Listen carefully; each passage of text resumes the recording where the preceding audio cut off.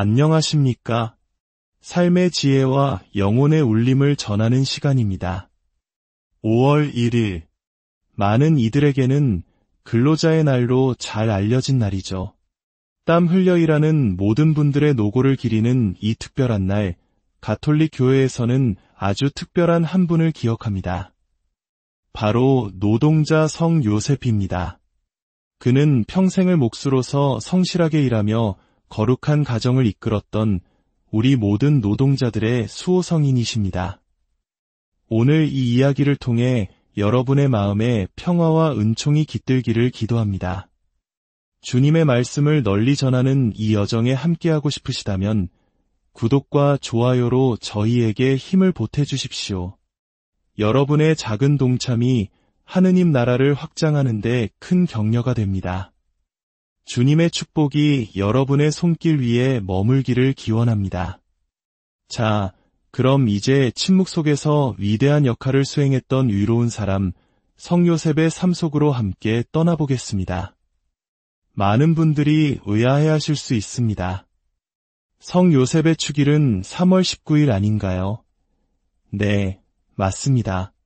교회는 전통적으로 3월 19일을 성 요셉 대축일로 기념하며 그분을 예수님의 양아버지이자 성모 마리아의 배필로서 공경해왔습니다. 그렇다면 5월 1일은 어떻게 노동자 성 요셉 기념일이 되었을까요?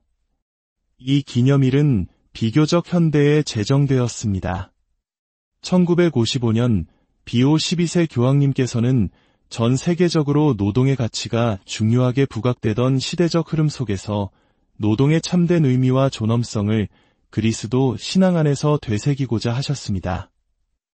특히 당시 사회주의와 공산주의 진영에서 5월 1일을 정치적인 노동절로 기념하는 것에 대한 가톨릭 교회의 신앙적인 응답이었습니다.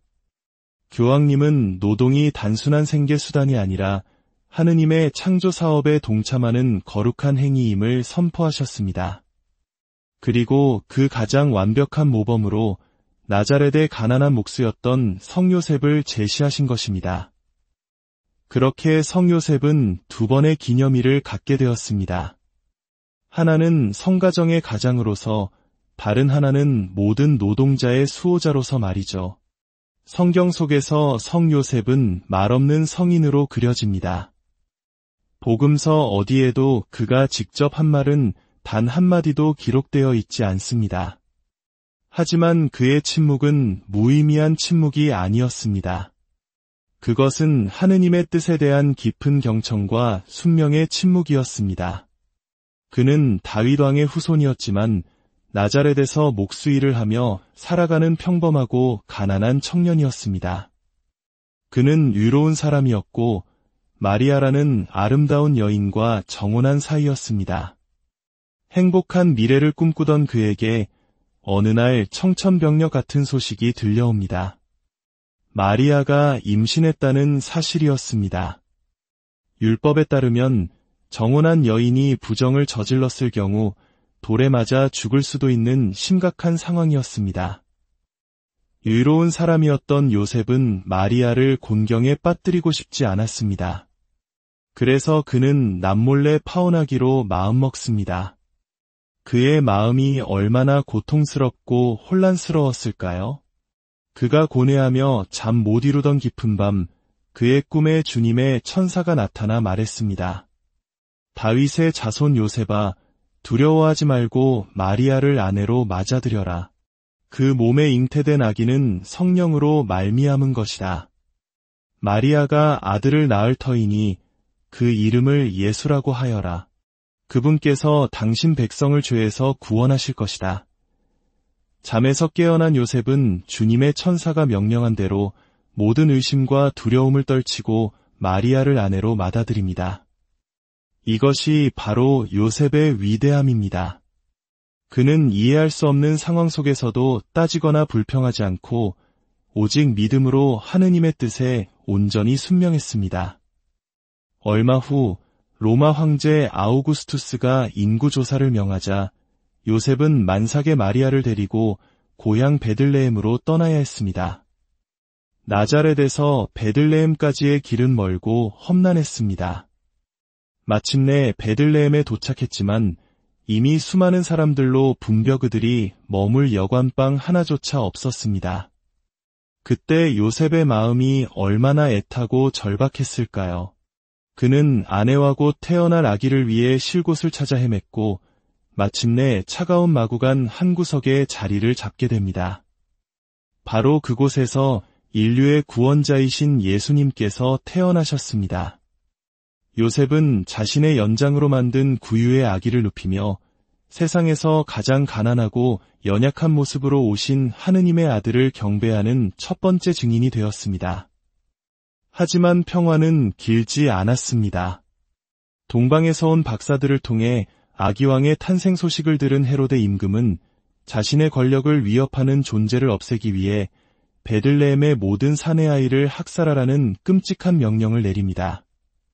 다시 한번 천사가 요셉의 꿈에 나타나 경고합니다. 일어나 아기와 그 어머니를 데리고 이집트로 피신하여 내가 너에게 일러줄 때까지 거기에 있어라. 요셉은 또다시 한밤중에 일어나 망설임 없이 아기와 마리아를 데리고 낯선 땅 이집트로 피난길에 오릅니다. 언어도 문화도 다른 타향에서 난민으로 살아가며 가정을 지키기 위해 그가 얼마나 고된 노동을 해야 했을지 우리는 짐작할 수 있습니다. 그는 묵묵히 일하며 성가정을 지키는 보호자였습니다. 몇 년 후 헤로데가 죽자 천사의 지시에 따라 요셉은 다시 가족을 데리고 고향 나자렛으로 돌아옵니다. 그는 예수님께 목수일을 가르쳤고 예수님은 아버지 곁에서 지혜와 키가 자라며 하느님과 사람들의 총애를 받으셨습니다. 성경에서 요셉의 역할이 뚜렷하게 드러나는 마지막 장면은 예수님께서 12살 되던 해 예루살렘 성전에서 일어난 사건입니다.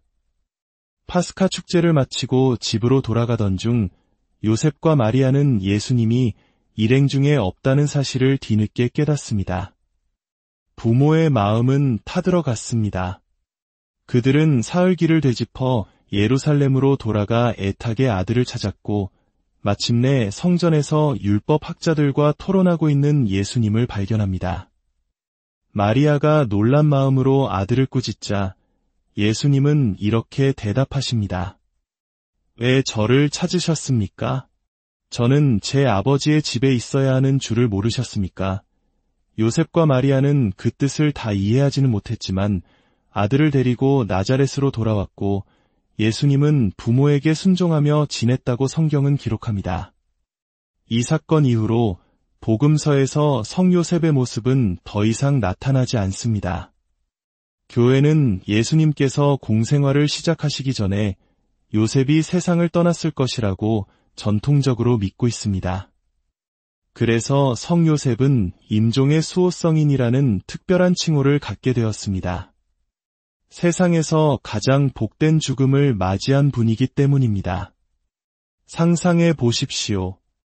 하느님의 아들이신 예수님과 모든 은총의 어머니이신 성모님의 품에 안겨 마지막 숨을 거두는 것. 이보다 더 평화롭고 행복한 죽음이 어디 있겠습니까? 그래서 신자들은 성 요셉에게 평안한 죽음을 맞이할 수 있도록 전구를 청하곤 합니다. 또한 성 요셉은 장인들의 수호성인으로도 불립니다. 성경에서 그를 묘사하는 단어는 그리스어로 테크톤인데 이는 단순히 목수뿐만 아니라 돌이나 금속을 다루는 숙련된 기술자를 모두 포함하는 말이었습니다. 그는 자신의 손으로 땀 흘려 일하며 가족을 부양했고 그 노동을 통해 자신을 성화시켰습니다. 때때로 우리는 성 요셉의 성화나 성상에서 백합꽃이 피어난 지팡이를 들고 있는 모습을 볼 수 있습니다. 여기에는 아름다운 전승이 내려옵니다. 마리아의 배필을 정할 때 다윗 가문의 청년들이 각자의 지팡이를 성전에 바쳤는데 오직 요셉의 마른 지팡이에서만 하얀 백합이 피어났다고 합니다. 이는 그가 하느님으로부터 선택받은 순결하고 위로운 사람임을 상징하는 기적이었습니다. 교회의 역사 속에서 성 요셉에 대한 공경은 점차 깊어졌습니다. 1870년 비오 9세 교황님은 그를 보편교회의 수호성인으로 선포하셨습니다. 일생 동안 아기 예수님과 성모님을 위험에서 보호했던 것처럼 이제는 교회의 모든 신자들을 악의 위협으로부터 지켜주는 영적인 아버지로 선포하신 것입니다. 오늘 우리는 침묵 속에서 가장 위대한 순명을 보여준 성 요셉의 삶을 돌아보았습니다. 그는 화려한 기적을 행하지도 심오한 설교를 남기지도 않았습니다. 하지만 그는 자신의 자리에서 하느님께서 맡기신 소명을 매일의 성실한 노동과 헌신적인 사랑으로 완수했습니다. 이야기를 마치며 비오 10세 교황님께서 지으신 기도를 함께 바치고 싶습니다. 영광스러운 성 요셉, 노동에 헌신하는 모든 이의 모범이시며 수호자시여, 저희가 저희 죄를 보속하는 마음으로 일하는 은총을 얻게 하소서. 양심적으로 일하며 소명을 존중하고 의무를 완수하게 하소서. 감사하는 마음과 기쁨으로 일하며 하느님께서 주신 재능을 키우게 하소서. 질서와 평화, 중용과 인내로 일하며 지치거나 어려움에 부딪혀도 결코 좌절하지 않게 하소서. 무엇보다 순수한 지향과 이기심의 극복으로 일하며 언제나 죽음과 하느님께 바쳐야 할 셈을 생각하게 하소서. 저희의 모든 노고를 예수님을 통하여 마리아께 바치오니 저희가 일하는 동안 늘 저희를 지켜주소서. 아멘.